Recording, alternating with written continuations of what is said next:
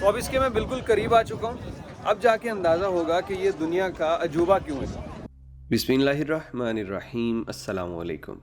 मिस्री सफ़रनामे में आज आपको लेके चलेंगे गिज़ा पिरामिड्स की जानिब, जिसे अरबी ज़ुबान में जिज़ा अहरामात भी बोलते हैं। जिज़ा के अहरामात के मशहूर होने की सबसे बड़ी वजह तो ये है कि ये सबसे ऊंचे और सबसे ज़्यादा महफूज तरीन अहराम है। इसी वजह से सयाहों का रुख यहाँ ज़्यादा होता है। इससे पहले वीडियोस के अंदर हम आपको जितने भी मकामात पे लेके गए हैं वो तमाम के तमाम सक्कारा गांव के अंदर है, जो अल-काहिरा से कोई 30 मिनट की ड्राइव पे है। और अल-काहिरा से 30 मिनट की ड्राइव पे ही ये अल-जिज़ा डिस्ट्रिक्ट है, जहां पे ये 3 बड़े बड़े आलीशान अहरामात मौजूद हैं।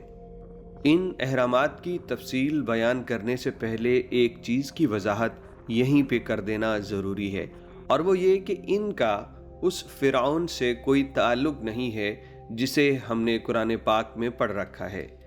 अक्सर औक़ात जब हम फ़िरौन का ज़िक्र सुनते हैं और गज़ा के अहरामात देखते हैं तो हमें यूँ लगता है कि जैसे फ़िरौन की लाश इसी जगह से निकली, इन्हीं अहरामात में से वो बरामद हुआ, लेकिन ऐसा नहीं है। वो फ़िरौन जिसने सरकशी में खुदा होने का दावा कर दिया, उसे रामसिस II बोलते हैं, और उसकी लाश वैली ऑफ किंग्स से बरामद हुई थी। और ये वैली ऑफ किंग्स अल अक्सर के इलाके में है। वहाँ भी मैं गया था, लेकिन वो व्लॉग बहुत बाद में आने वाला है, जहाँ पे पहली मर्तबा फ़िरौन की लाश की ममी बना के ज़ेरे ज़मीन उसको बिछाया गया। वो आगे चल के आपसे ज़िक्र ज़रूर करेंगे। अभी सिर्फ ज़िक्र करते हैं इन अहरामात का जो अल-जिज़ा के अंदर मौजूद हैं। और सबसे पहले और सबसे बड़े अहराम का ज़िक्र करें तो वो खोफू पिरामिड बोला जाता है उसे। ये 3 अहरामात यहाँ पे मौजूद हैं, जिसमें एक का नाम खोफू पिरामिड है और एक है खुफरा पिरामिड और तीसरा मिनकरा। ये 3 एक बाप, बेटा और पोता, ये तीनों नस्ल के थे। ये चौथे शाही ख़ानदान के, मिस्री फ़राइन के जो चौथा शाही ख़ानदान था उसमें से ये 3 बादशाह थे।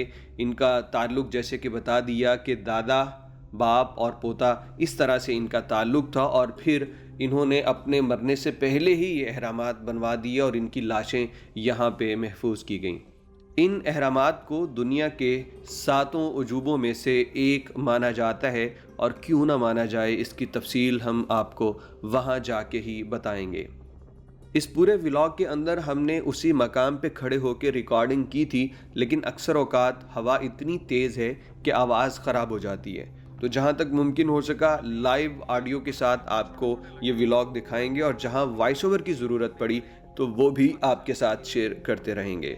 मिस्र के कदीम पिरामिड्स को देख के फाइनली उस जगह पहुँच गए हैं जो बहुत ज़्यादा पॉपुलर है, गिज़ा पिरामिड्स, अहराम मिस्र, इसी की वजह से जाने जाते हैं। लेकिन इसके अलावा बहुत सारे अहराम यहाँ पे मौजूद हैं, लेकिन ये जो हैं यहाँ पे 3, ये बहुत ज़्यादा फेमस हैं, और ये सबसे ज़्यादा अच्छी हालत में महफूज तरीन अहराम यही हैं। तो अभी हम यहाँ पे टिकट बाय करेंगे, उसके बाद आगे चलेंगे और देखेंगे क्या कुछ है यहाँ पे। और हमारे साथ एमनी है, वो बताएंगी कि क्या कुछ है। पीछे उन्होंने जो चीज़ें दिखाई वो बहुत ही ज़बरदस्त थी, इससे पहले वीडियो के अंदर हम बयान कर चुके हैं।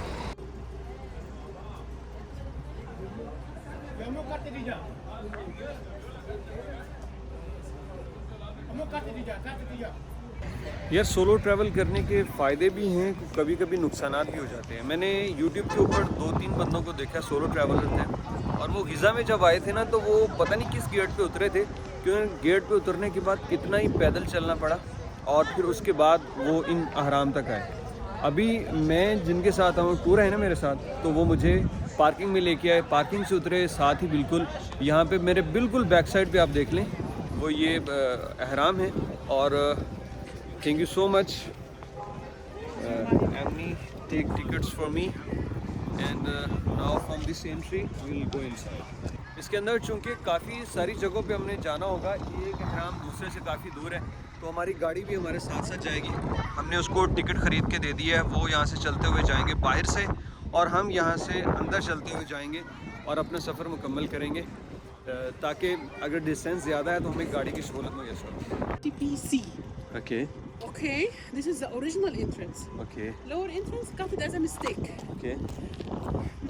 Khalifa Mahmoud his followers. Ah. Told him there is a great treasury inside this one. He brought soldiers. He couldn't see the original one because the original one was hidden under the outer casing stone. Okay. So he found himself inside the burial chamber, empty one. Nothing inside it. Everything is stolen by the ancient robbers. अमैनी ने यहाँ पे बहुत ही दिलचस्प बात बताई। उन्होंने कहा कि इस अहराम के 2 दाखिली रास्ते हैं। पहले एक ही हुआ करता था, लेकिन दूसरे की क्रिएशन की वजह बड़ी दिलचस्प थी। उन्होंने बताया कि जो खलीफा मामून थे, मुसलमानों के खलीफा मामून, तो उसके किसी दरबारी ने उसको कह दिया कि यहाँ पे बहुत सारा ख़जाना छुपा है, आप वो निकाल लीजिए। तो खलीफा ने बंदों को लगा दिया, रास्ता बनाया गया, लेकिन हाथ कुछ भी नहीं आया, क्योंकि ये अहराम बहुत पुराने हैं और कदीम अदवार में ही इसमें ख़जाने और कीमती चीज़ें चुरा ली गई थी। लेकिन खलीफा मामून को ये नहीं पता था कि नॉर्थ साइड पे इसका एक दाखिली दरवाज़ा मौजूद है, क्योंकि वो पत्थरों के अंदर छुपा हुआ था। इसलिए उसने अपना एक रास्ता बनाया और उसके हाथ कुछ नहीं आया। अभी ये जो पत्थर आपको छोटे छोटे लग रहे हैं, ज़रा करीब जाके दिखाते हैं कि ये कितने बड़े हैं, और फिर पता चलेगा कि इसे दुनिया के अंदर अजायब क्यों कहा जाता है। The base, still you can see on the base the white limestone. Okay. White limestone. यहाँ पे आके अंदर जाने का एक रास्ता है, वो ऊपर वहाँ पे उसकी अलहदा से टिकट लेनी पड़ती है यहाँ पे बिल्कुल। लेकिन वो मैंने इसलिए नहीं ली क्योंकि मैं पहले ही एक एहराम के अंदर जाके वो देख चुका हूँ। तो अंदर कुछ नहीं है, सिर्फ वैसे ही रास्ता होगा, थोड़ी सी वहाँ पे साउंड्स हैं और कुछ भी नहीं। बाहर से ज़्यादा ब्यूटीफुल है, यहाँ पे सबसे ज़्यादा खूबसूरती बाहर से देखने में है, तो वही देखने आए हैं। तो अब इसके मैं बिल्कुल करीब आ चुका हूँ। अब जाके अंदाज़ा होगा कि ये दुनिया का अजूबा क्यों है। भाई ये देखिए ज़रा, ये देखिए, ये मेरे तकरीबन कोई सर तक पहुँच गया और ये पत्थर है, एक पत्थर। ऐसे ही सारे पत्थर हैं और तकरीबन कोई 22 लाख के करीब, 22 लाख से भी ज़्यादा पत्थर हैं जो यहाँ से पूरे ऊपर वो लेके गए हैं। और यार ये मतलब ऐसे गर्दन अकड़ जाती है। तो उस दौर में जब कोई मशीन नहीं थी, जब यहाँ पे करीब करीब कोई पहाड़ नज़र ही नहीं आता कि यहाँ पे ये पत्थर आया कहाँ से, तो इसीलिए अजूबा है इस पत्थर का यहाँ पे आना और फिर यहाँ से वो ऊपर जाना। कमाल है भाई। हाँ, ये वैसे तो निशानियाँ हैं अकल वालों के लिए कि इतनी तरक्की, इतना ताकत का होना और वो सब कुछ, और वो जो प्लानिंग कर रखी थी उसमें आखिरकार नाकामी हुई कि दुनिया तो छोड़ के जाना ही है ना। तो ये सारी मेहनत जो थी इधर की इधर ही रह गई। आप ये स्टोन्स देखें, इतने इतने बड़े हैं और इनको किस मेहनत के साथ ऊपर पहुंचाया गया होगा।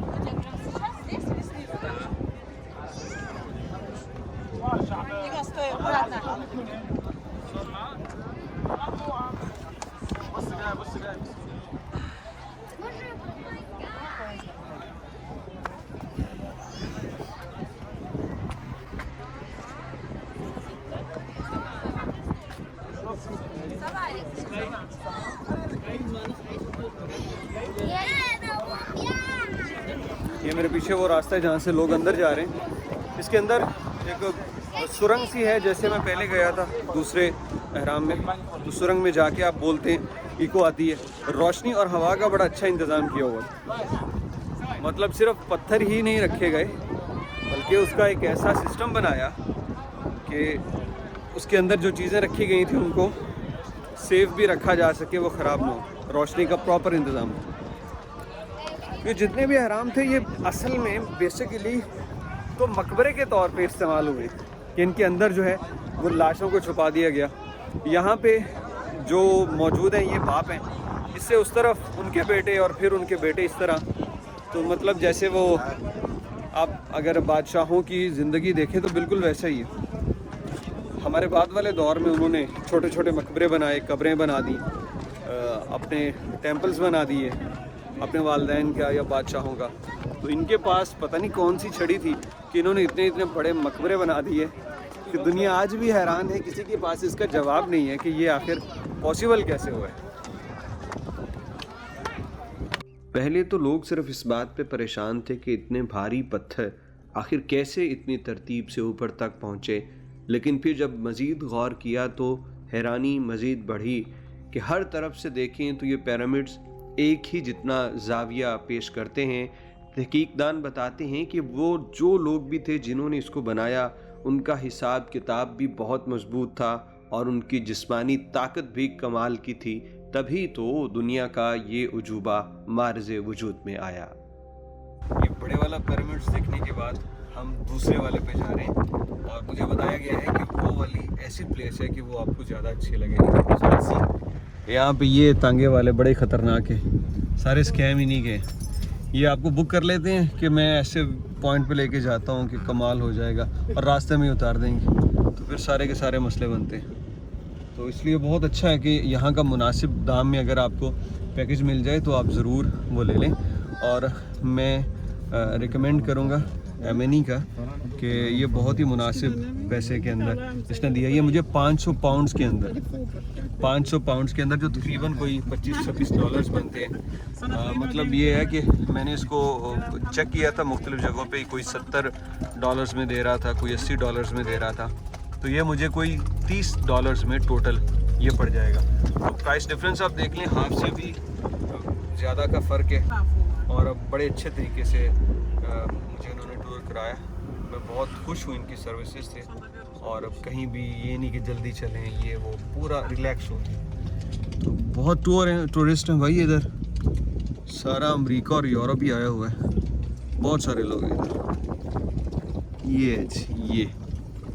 ये वाली जगह कहने लगे, बहुत ही प्यारी है।